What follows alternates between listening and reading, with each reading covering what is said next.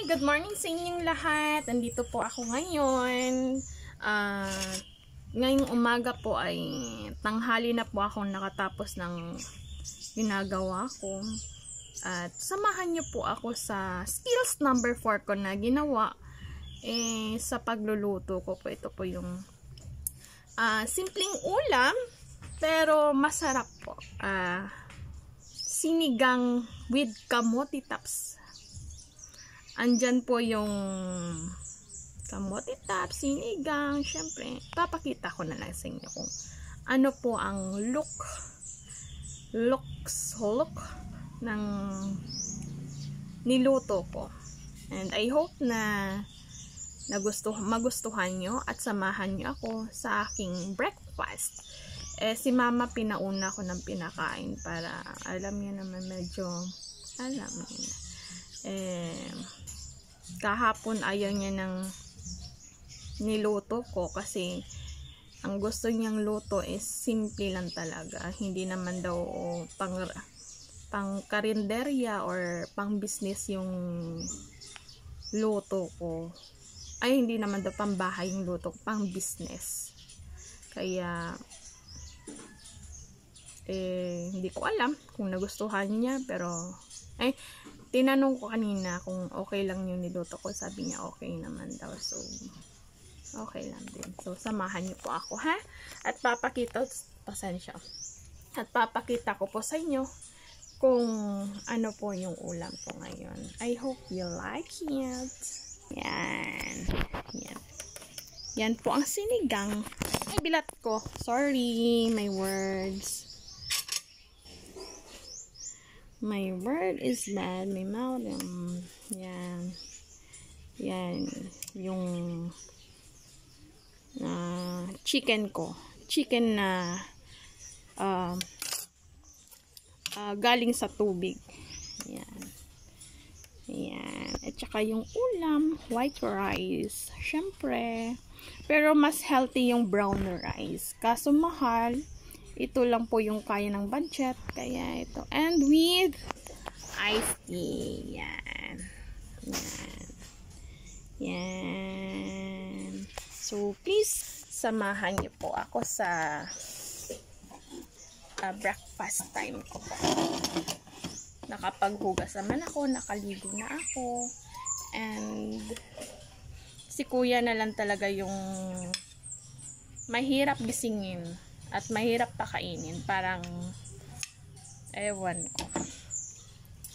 Si mama pinauna ko ng pinakain habang nagtitingin-tingin pa ako.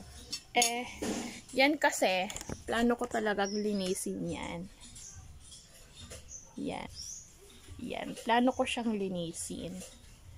So, yan, nilinis ko na. Pero yan, hindi ko na yan nililinis. Kaya yan. Tinanggal ko yung saksakan ng ref. Amin siyang tinatanggal para makasave naman po tayo ng kuryente. Kaya, kung alam, yan lang po. Samahan niyo po ako. Ano to sinigang po. Hindi ko alam, mas gusto ko kasi yung merong sabaw.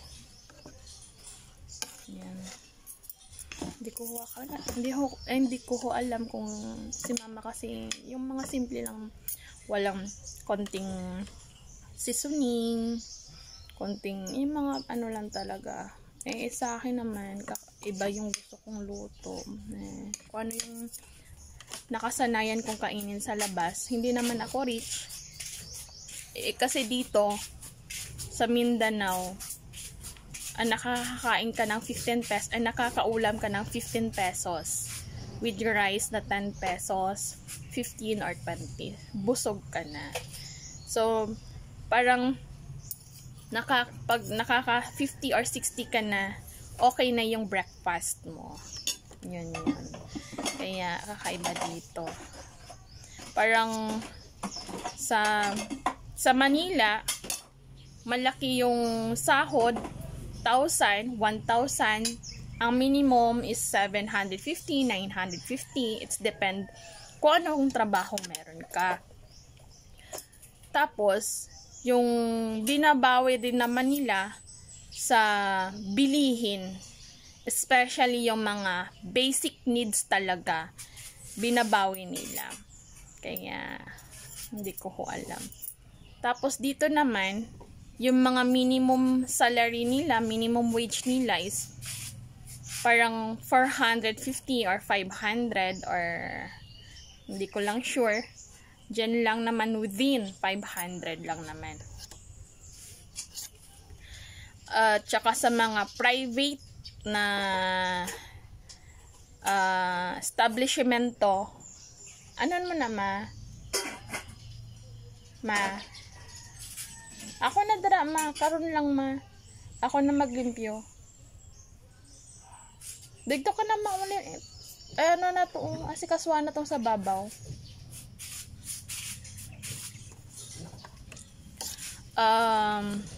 Asa na ba ako? Nakalimutan ko. Kakain muna ako.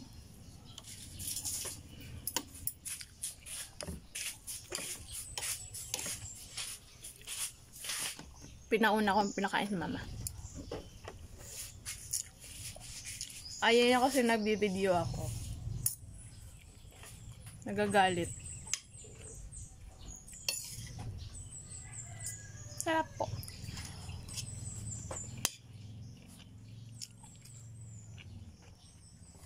Libre na po kami ng 20 pesos na gulay.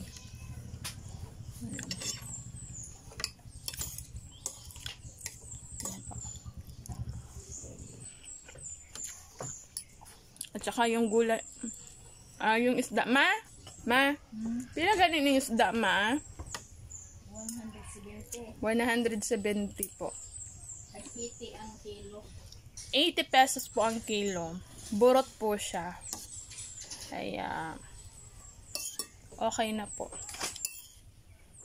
Ako naman po ang nagluluto, nababudget ko naman po yung ano.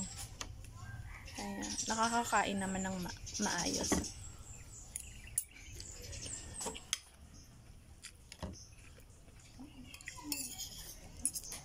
Sarap po.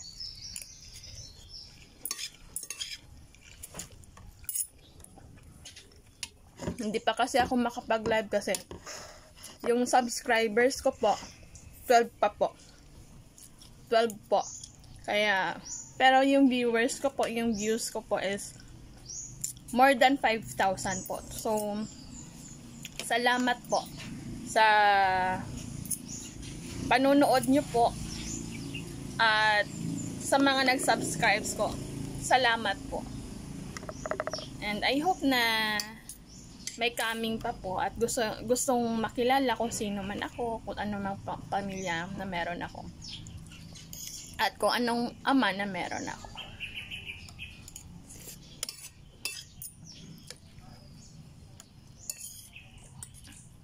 Sarap.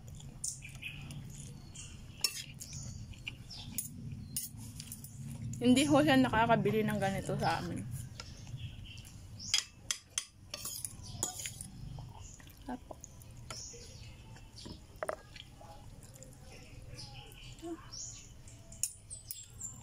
Diyan lang garden ni mama. Pag ano, may time eh, bibili ng ano, ng pansit. Ma, bakal ka pansit, ma, ha? Ako lang magluto.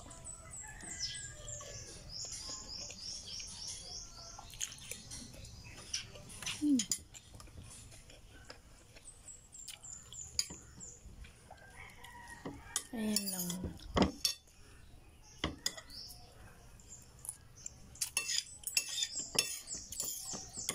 Alam niyo po yung first time ko naluto na pansit, yung ano, yung matigas na akala ko kasi kung sa Ilonggo lagdos.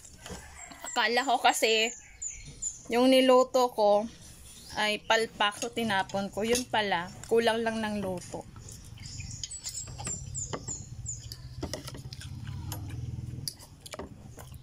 Sarap po.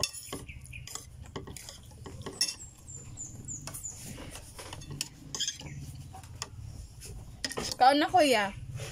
Nakaluto na ko. Yun na, ano na oras oh.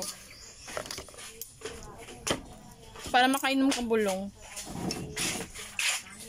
Yan ang kuya ko. Ang tagal gumising. Hindi ko nagagawa yung mga ginagawa ko sa kanila doon sa Manila. Kasi iniistorbo ko talaga.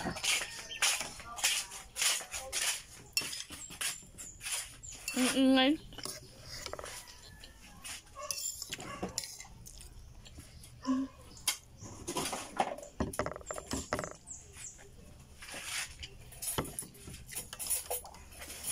Buti naman.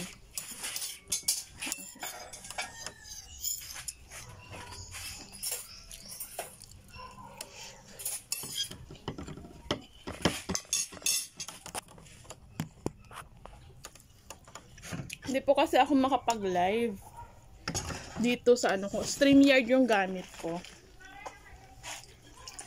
Free po siya ng 20 hours. Eh sa YouTube po, dapat po makapag-live ka, dapat naka 50 subscribers ka.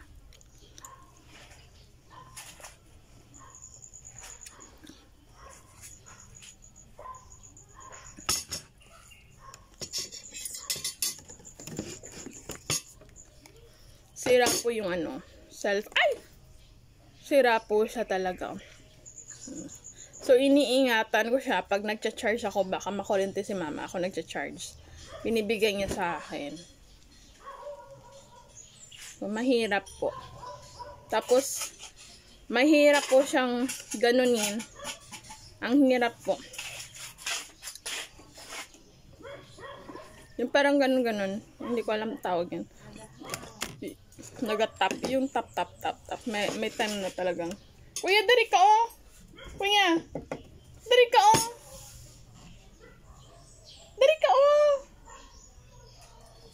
Ay! Ara, may plungkuan. Oh, ay, may ginadalo kang plungkuan sa imo. Nga mo nang imog ng ano ha.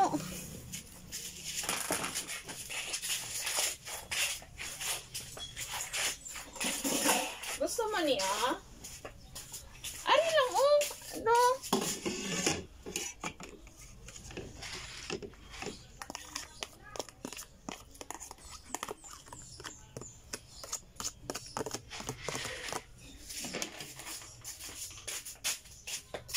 Ano? Problema? Ari lang ang baso oh. Nagugas na ko.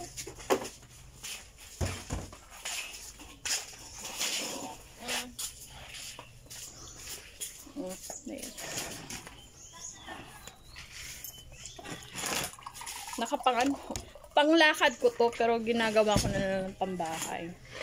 Pag nakapera ako, bibili na lang ako sarili kong ano. Yan po yung kuya ko. Yan po. Inilkatiran ko po na. Nilinis ko na po yan. Kaso, anong Tagalog sa tubo? Lumaki na, humaba na naman siya. Yung paa niya po, nilinisan ko na po yan. Yan. Ako po yan. Yan. Yung sa akin, wala. Ang dumi. Yan. Paghugas blood to, ano isang kamot mo, kuya?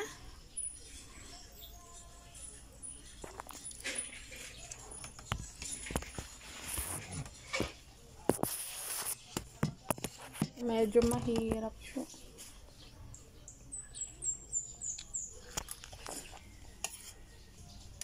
Hindi ko ho makita. Yan. Kapon din na naman siya nalig. 7 days po siyang, 7 days po siyang naligo. Nung, kahapon siya naligo. So, nung isang araw naligo siya. Alam niyo naman po kung ano. Ganun. Pero, syempre, kuya ko. Wala. Ganun.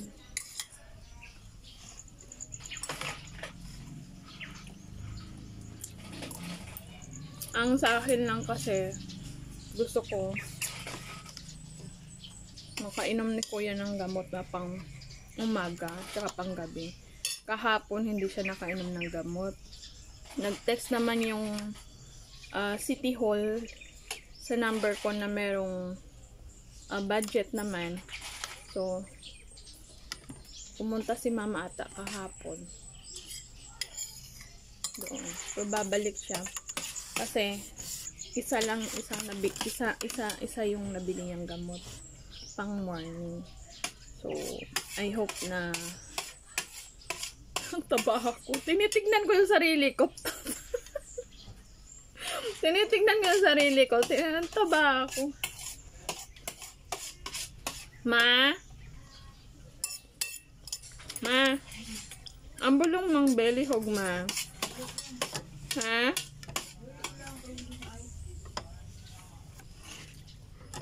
Siya kasi deniable nga na walang sakit. Kuya, di ba wala kang sakit? Pero ako may sakit. Ha?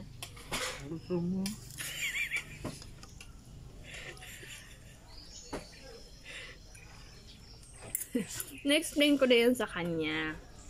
Yung parang ano lang talaga, para maintindihan niya na yung parang yung pag-explain ko is kakaibang explanation na maintindihan niya. Kasi yung psychiatrist or doctor, iba yung mga explanation. So, iba rin yung sa akin, yung technique ko para maintindihan niya. Ginagawa niya, tumatahimik lang.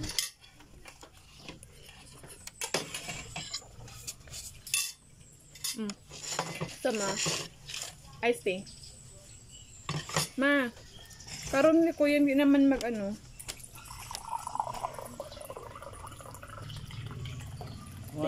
Tingin na para isa na lang, ma.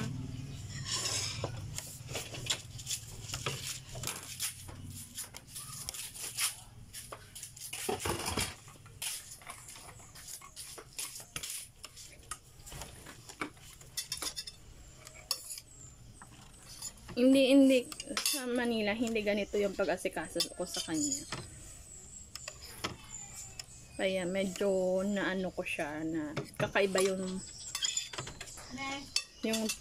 ano namin. Kaya mas okay ngayon. Ito po yung gamot niya sa morning. Kaya I hope na mano talaga siya. Pag tumatagal kasi siya, lumalambot, baka yung consistency or yung ano ba ang Tagalog nun? Kuya. Tingnan niyo paano siya. Ano be? Patanaw. Inom ma. Sige na ba lang? No?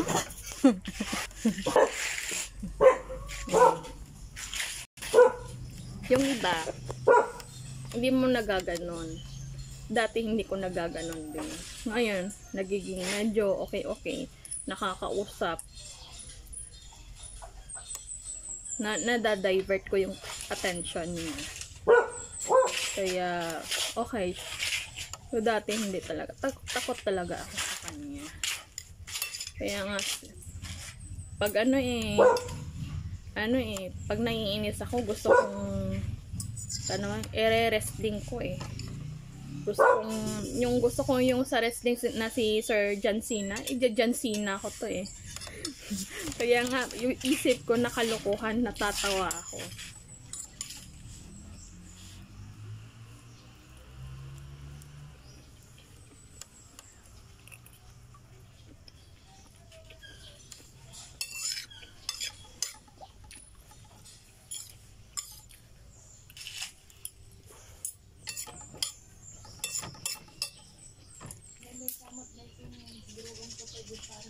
Para dang isa mo.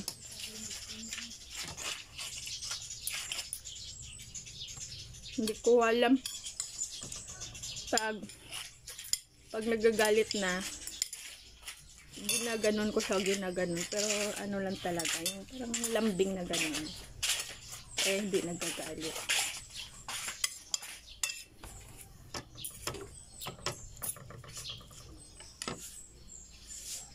Mamaya, yung kapatid ko na naman isa. Kaya naiinis ako, ang dami kong kapatid. Madadagdagan na naman yung kapatid kong yan. Hindi ko alam. Gusto ko kasi may kapatid ako. Kaya yung kapatid ko, King! Yung aso namin, kapatid ko yan. So, meron na naman kaming na kapatid ko. Kuya, ano kaya itong pangalan nga? Ano itong Okan, itong pupoy? Ano kaya gusto mong pangalan? Aso. Ano kaya gusto mong pangalan? Tawag mo? Nalipat siya. Pagligo na to, kuya.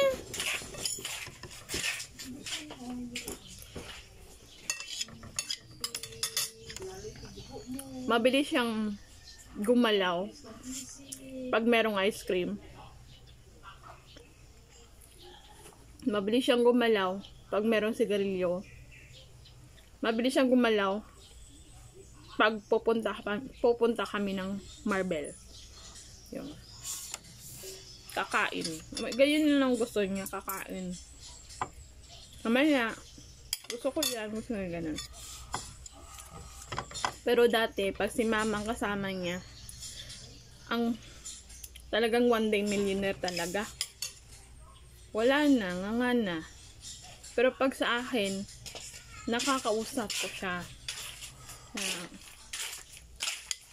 Ganun lang, kung ano lang makain, nakakausap ko siya. Hindi tulad dati na grabe talaga. Ngayon yung damit, dapat makakabili ka ng damit na or pantalon na 1,000, 2,000, 3,000. Pero pag ako, naghahanap ako ng kaya na affordable na nasa budget pa, pasok sa budget, nagiging okay siya. Nakakausap ko siya. Pero si mama,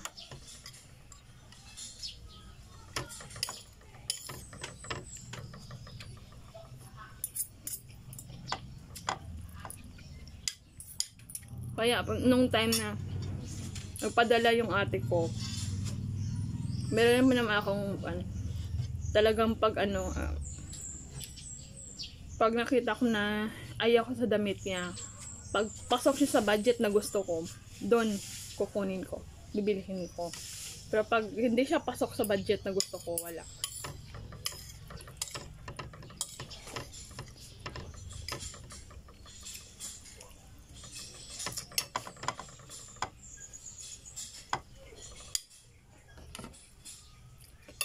Kaya, kung si mama, isama ko na, sa akin na sumasama. Ayaw niya na.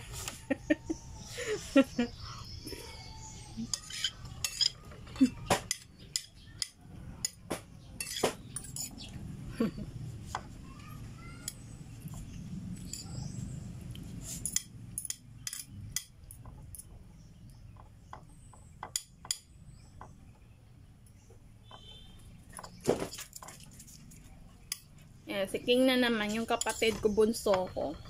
So, susunod naman, yung isang buwan na siguro, may darating na naman kaming bunso dito.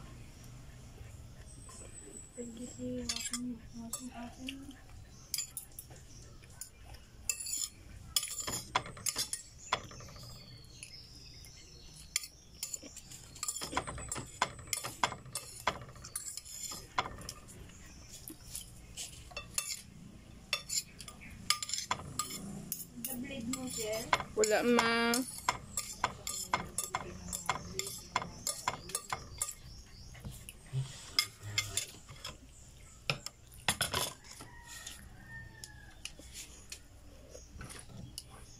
Sarap.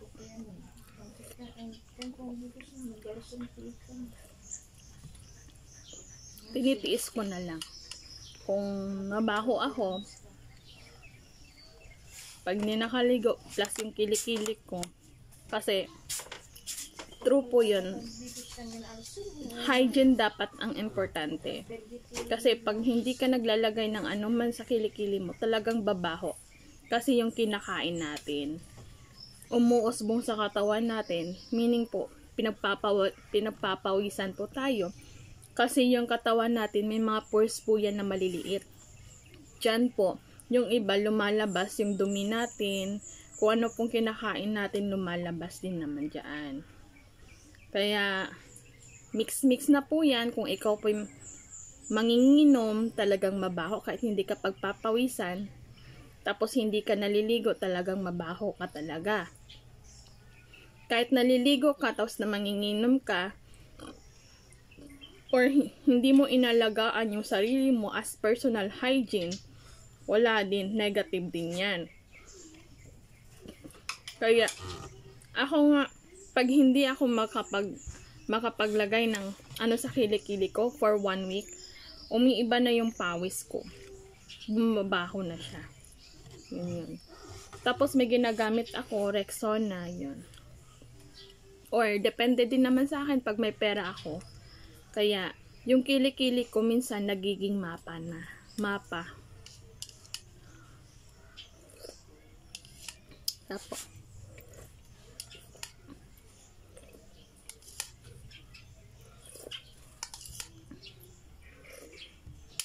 ganito po gusto ko sa ulam.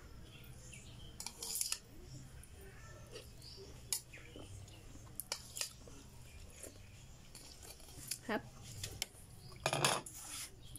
Okay na ako. Kahit magstay siya sa room niya. Mamaya maligo. Basta nakakain, tsaka nakainom ng gamot, okay na ako.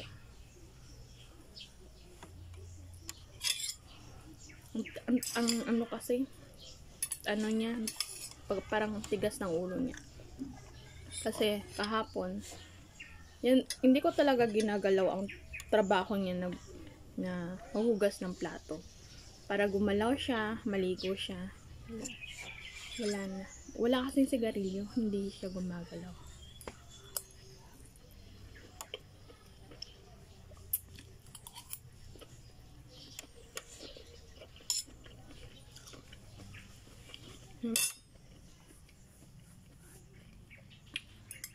Tignan nyo, pumasok na naman siya.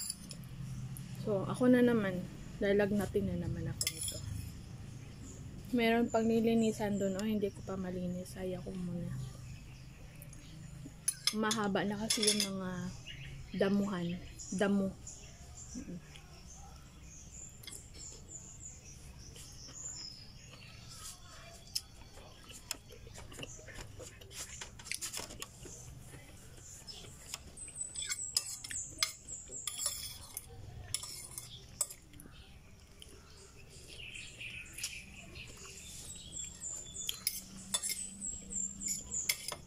Hapo.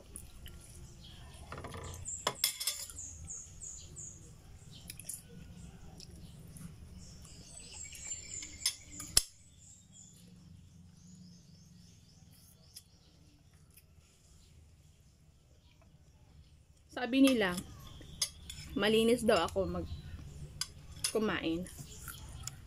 Hindi ko alam. Parang na-enjoy ko yung kain ko, tapos nilalasap ko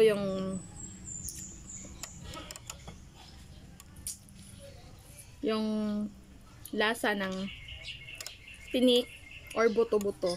Nilalasap ko po. Kasi may mga nutrients naman po dyan na nakukuha. Good for our bones, good for our health.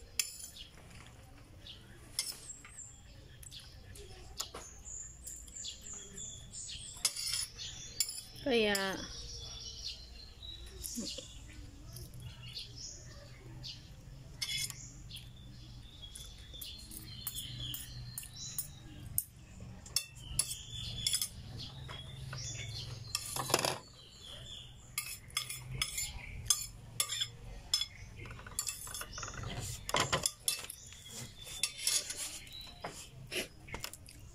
sabi nila, pag masarap daw ang luto mo, ganito daw.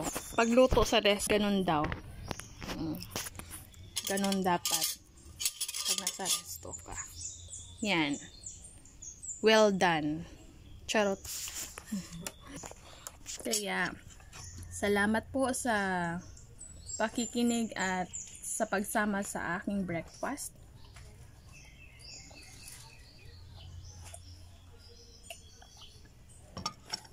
I hope na nag-enjoy po kayong lahat sa tawagin yung parang sa pagsama sa akin habang ako'y kumakain. And I hope na wag ho tayong mag-judge kung ano pong ugaling meron ako at kung ano pong pinapakita ko. It's normal po for some or for the life as a Filipino, as a ganitong pamumuhay. But as much as possible, kung kaya din naman na linisan kung ano pong nakapaligid sa akin, lilinisan po. Kaso nga lang po ako, ganito po, yan, almost po ako ang gumagalaw. Yung si mama po, gumagalaw din naman, pero natutali po na ipa-shoulder po natin sa kanya lahat kasi senior citizens na po. Senior citizen na po. Vulnerable po. Minsan, nag-aaway kami ni mama. Normal lang po yun sa amin dalawa. Kahit na hindi po normal, pero wala tayong magagawa to understand yung bawat ugali namin kasi hindi very long time po na hindi kami nagsama ng mama ko, talaga na nagstay ako sa bahay. Kaya I hope na please understand my situation. Salamat po sa lahat sa pakikinig at sa pagsama sa akin. And thank you very much po. We love you. Bye-bye.